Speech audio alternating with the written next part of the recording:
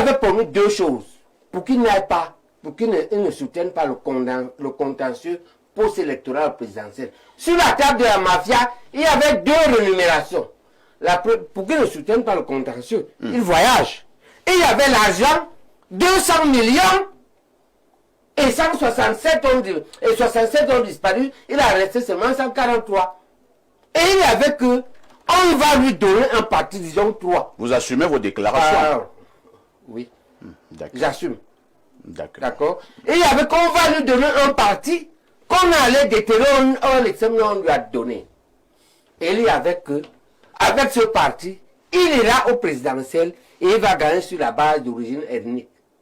Après avoir éliminé l'UPC. Voilà la mafia. Pourquoi je vous ai dit que je voulais parler sans tabou. Très bien. Donc il faut que ce soit très clair. Le parti état ne doit pas tourner en rond là. On a le droit de notre côté. On a la jurisprudence de notre côté. La candidature de l'UPC cette fois-ci, que l'on a cherché des gens dans les caniveaux, ça c'est le problème de ceux qui veulent torpiller l'UPC. C'est le problème de la mafia. Mais le comité d'électeurs s'est fait auto-convoquer. On a les pétitions de l'autoconvocation. Il s'est fait déclarer à une des premiers. Il s'est tenu. Il y a un PV. Il y a un mandat pour un candidat qui a fait ses preuves. Parce que tous les Camerounais le connaissent en tant que citoyen, en tant que UPCiste, parce que Elekam le connaît parce qu'il a un parcours électoral. Il a gagné les élections législatives et communales, les seules auxquelles il a participé. Il ne vient pas de nulle part. Il est connu, il est respecté. Alors, professeur, j'ai un autre souci, puisque, qu'on le veuille ou pas, l'UPC brille quand même par cette cacophonie depuis de longues années. Vous savez également que lors d'une certaine élection, parce qu'il y avait deux listes de l'UPC, les deux listes ont été invalidées. Conséquence, l'UPC n'est pas allé à la course. Est-ce que vous ne craignez pas ce genre de figure pour les prochaines consultations électorales au Cameroun? C'est vous le problème de laisser diffuser des idées fausses comme ça. On a éliminé l'UPC. Est-ce que si moi, je vais maintenant déposer un dossier, que je suis candidat de RDPC, on va même prendre? Pourquoi on prend les dossiers des oiseaux? Qui est-ce que tu appelles oiseau? Mais ceux qui prennent, ceux qui disent qu'il y a eu deux dossiers, on connaît qui avait la légitimité de l'investiture de ces municipales, de ces élections locales. Il y avait c'est écrit dans les statuts. Et moi, je pose donc la question de savoir si vous ne craignez pas le même scénario. Non, je vous dis que c'est que vous voulez enterrer la mafia. Il faut dire qu'il y a une mafia qui a ajouté une candidature parce qu'elle était préparée elle a organisé un grand complot. Qu'il y ait une deuxième candidature provoquer l'élimination de l'UPC pour faire passer notre parti politique à qui il devait, depuis la présidentielle, il lui avait promis deux choses. Vous voulez parler du PCRN? Citer les gens, mais assumer. Il lui avait promis deux choses pour qu'il n'aille pas, pour qu'il ne soutienne pas le contentieux post-électoral présidentiel. Sur la table de la mafia, il y avait deux rémunérations. Pour qu'il ne soutienne pas le contentieux, il voyage. Et il y avait l'argent, 200 millions et 167 ont disparu. Il a resté seulement 143. Et il n'y avait que, on va lui donner un parti, disons 3. Vous assumez vos déclarations? Oui. J'assume. D'accord. Et il y avait qu'on va lui donner un parti qu'on allait déterrer, on lui a donné. Et il y avait que, avec ce parti, il ira au présidentiel et il va gagner sur la base d'origine ethnique. Après avoir éliminé l'UPC. Voilà la mafia. Pourquoi je vous ai dit que je voulais parler sans tabou. Très bien. Ok, parfait. Vous ne pouvez pas couvrir les mafias et venir faire porter ça par l'UPC légitime. Très bien. C'est D'accord. Et c'est pourquoi je dis que c'est vous le problème. Parce que vous couvrez la mafia. Nous ne sommes pas ces informations, c'est pas nous vous qui les avez. C'est pas nous qui créons les UPC. Qui me donne les informations? C'est pas nous et les cas. Vous croyez que qui me donne? C'est pas nous la Cour constitutionnelle. Bon, c'est vous les journalistes. Et les journalistes sont les tenants de l'information. Très bien. Dans une société. C'est compris, professeur. Le Cameroun ne s'invente pas. Le Cameroun est un pays comme les autres. D'accord. Et je vous dis que les journalistes ont d'ailleurs déterminé l'histoire de certains pays. Le scandale du Watergate aux États-Unis qui a coûté à Nixon ce qui lui a coûté. Tout a été fait par New York Times, New York et Washington Post et New York Times. D'accord. Les journalistes jouent un rôle important. Le problème dans notre pays, c'est que vous refusez de vous mouiller. Mais je sais votre argument de défense. Aussi constant attenant, c'est que c'est pas facile. Tu sors toi-même là d'une suspension pour des choses qu'un de nous a dit ici. Voilà. Et qu'on t'a attribué, ok? Et vous ne vous êtes pas levé pour dénoncer cela, professeur. Non, mais je t'ai appelé pour te dire... Merci, professeur. On parle de vous, là. Oui, mes calutaires. Je le défie qu'il me porte plainte. Parce que là, l'affaire va s'ouvrir. On va faire la cross-examination. Ok? Oui, il a dit ça. Carré de côté témoin. Mais c'est pas pour ça qu'on est venu. Je le répète seulement, je l'ai bien dit. Maintenant, l'idée de Mbola, c'est que dans cette affaire, le Cameroun ne va pas s'en sortir. Parce qu'il y a trop de problèmes. Et pour lui, la solution est que ça monte, ça descend à pied, en voiture, en avion, qu'on arrive on va arriver vers un gouvernement qui sera nécessairement contesté avec des problèmes, c'est-à-dire une élection, un président élu. Que ce soit Biya, il y aura le même problème qu'en 2018. Si c'est Kanto, l'autre camp passe de l'autre côté, le même problème recommence. Mbola propose qu'on entre dans la logique. Arrête quoi appuyer. Mais quoi appuyer, vous savez qu'ils sont tournés contre moi. Mais c'est ça l'objectivité. C'est pas parce que quelqu'un est européen contre toi que tu ne vas pas répéter quelque chose qu'ils ont soutenu. Mais quoi soutient? Il écrit. Et l'une des choses qui me repose, c'est que je ne me suis pas prononcé sur ce projet. Voici le projet, écoute-le. Ils disent qu'il faut qu'on aille à l'Assemblée, on dit au RDPC, d'aller à l'Assemblée, voter l'obligation après les élections. Quel que soit le vainqueur, l'obligation d'un gouvernement d'union nationale de transition, de refondation du Cameroun et de correction des souffrances aiguës. Ils donnent même les délais, ils ont 3 ans. Pourquoi? Parce que ça résout tous les problèmes. Ça résout le problème de que, de toute façon, on aura un président très contesté. On ira vers les élections locales très contestées, épaulées par le même Moulinex. Parce que c'est que ce Moulinex, dans ces mafias là-bas, crée l'affaire, ces nominations et tout ça. Il crée l'affaire des 2 candidats de l'UPC. Et les comme les yeux fermés, élimine l'UPC. Et le président élimine l'UPC. C'est bien que l'UPC allait dans le même problème. Mais qu'est-ce qui sauve l'UPC? Ce qui sauve l'UPC, c'est que le président a décidé par une voie dont il a le droit, la voie réglementaire, de corriger. Il a fait élire, il a nommé des sénateurs. Il a nommé un sénateur UPC. C'est ça qui sauve l'UPC aujourd'hui. Donc le président a la voie. Le pouvoir exécutif de résoudre certains problèmes, il ne peut pas résoudre tous. Par exemple, là, l'une des maladies aiguës dont souffre MS aujourd'hui est l'emprisonnement de certains de ses leaders, comme Nissa, comme professeur Foguen, d'accord, et les autres. Le président peut les libérer. Il a le droit. Le président du Conseil supérieur de la magistrature, il a d'autres pouvoirs qui permettent de les libérer.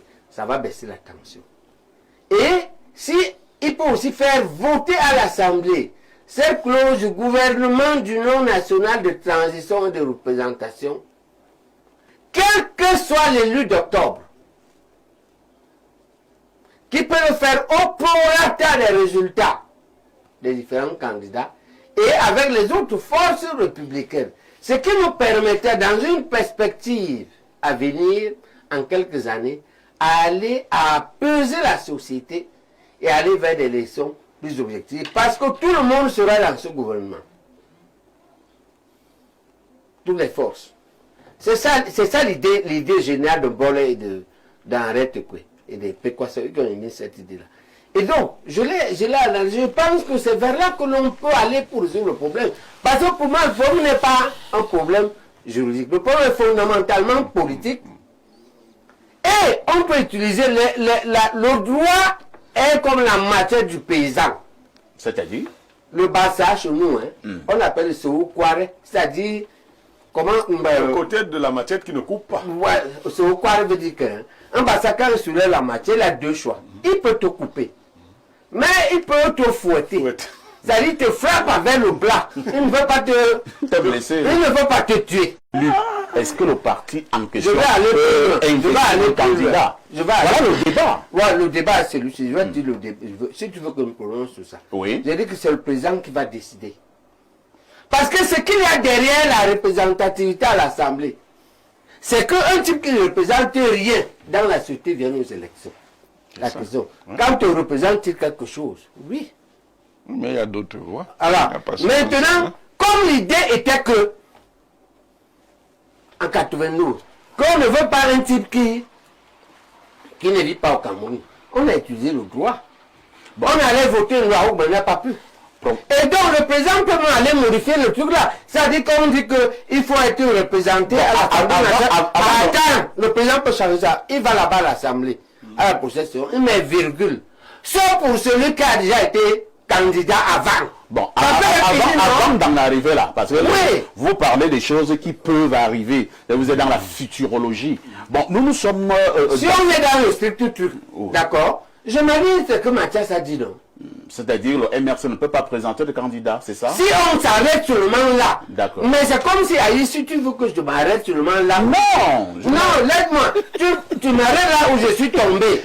Je ne regarde pas là où j'ai glissé. Professeur, j'ai l'impression que vous avez peur de vous prononcer sur cette question. Non, c'est une impression. Non, c'est professeur. Oui, non. C'est que vous avez peur du professeur Kamto. La question n'est pas comme ça. La question n'est pas comme ça. Kamto, vous faites trembler. C'est comme... attends, c'est que comme vous dites, quand vous c'est Jacques Jadzi, il lui dit ici que tu veux que je condamne la basse et je le fais sans savoir d'où est, c'est un photocam. Il y a 20 ans, moi j'étais en spécialisation. D'accord? C'est eux qui ont migré, c'est eux qui sont devenus la base. D'accord. D'accord? Je refuse. Tu veux que je condamne les Amba Boys. Et je ne regarde pas la tricherie du 20 mai 92. Je ne regarde pas le non-respect des clauses de 61. On en parle tout à l'heure. Je condamne seulement les Amba Boys. On en parle tout à l'heure. C'est cette façon d'aborder le problème qui est faux. Nous en parlons tout à l'heure, professeur. Moi, je regarde le problème en totalité. C'est comme on nous a appris à l'école, en troisième. Les causes de la Première Guerre mondiale. Les causes lointaines, oui. Les causes immédiates. L'attentat de Sarajevo. D'accord, mais ce n'est pas seulement l'attentat de Sarajevo. Il y avait la triple alliance et la triple entente. C'est complectoral. Oui, je dis seulement que le RDPC veut aider son ancien collègue. Non, ils ont été là ensemble 10 ans. Non, je dis, on prend donc... Attends, le même RDPC n'a pas intégré Bello, alors que pour Bello, c'est une affaire de vie ou de mort. Le 6 avril, il est dans le groupe qui veut tuer Biya.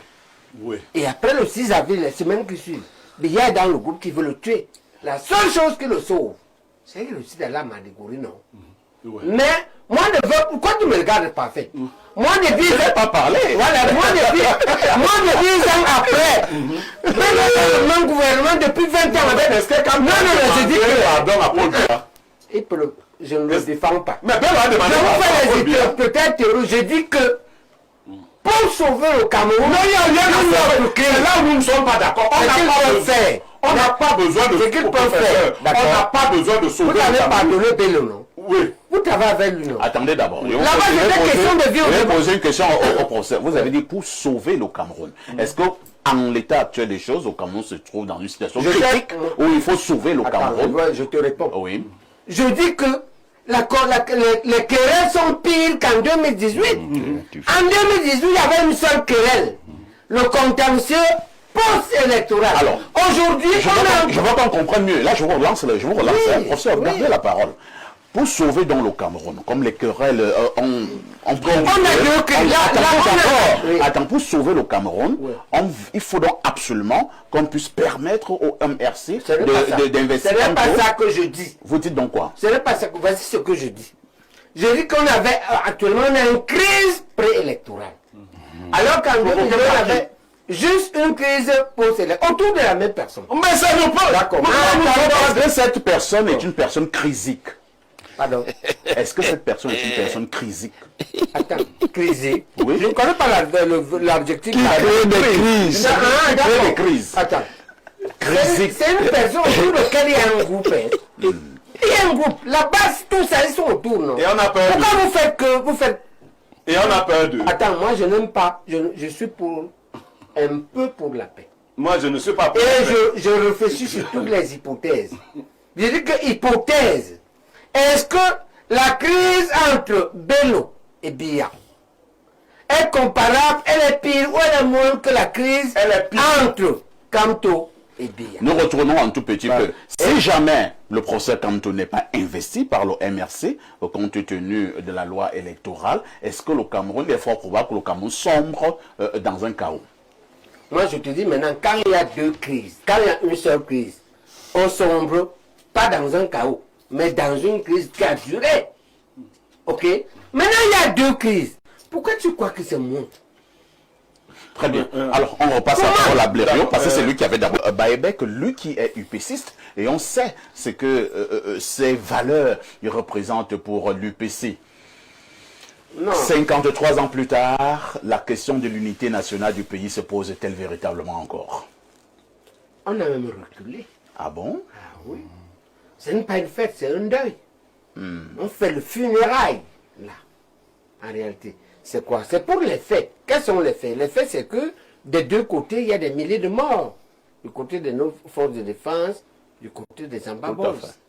Et quand il y a 1000 morts, tu multiplies par 4. Chaque Cameroun en moyenne des Nations Unies 4,2 enfants. Tu as près de plus de 400 000 orphelins. Tu as autant de morts, autant de veuves. Tu as des villes dévastées, les écoles dévastées comme le Secret Heart à Bamenda. On devrait honnêtement aujourd'hui pleurer.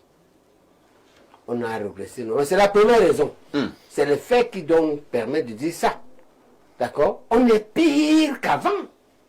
55. On est pire qu'avant 60. On est pire qu'avant 72. Il y a trois raisons. Deuxième raison, c'est une énorme escroquerie. Escroquerie mathématique.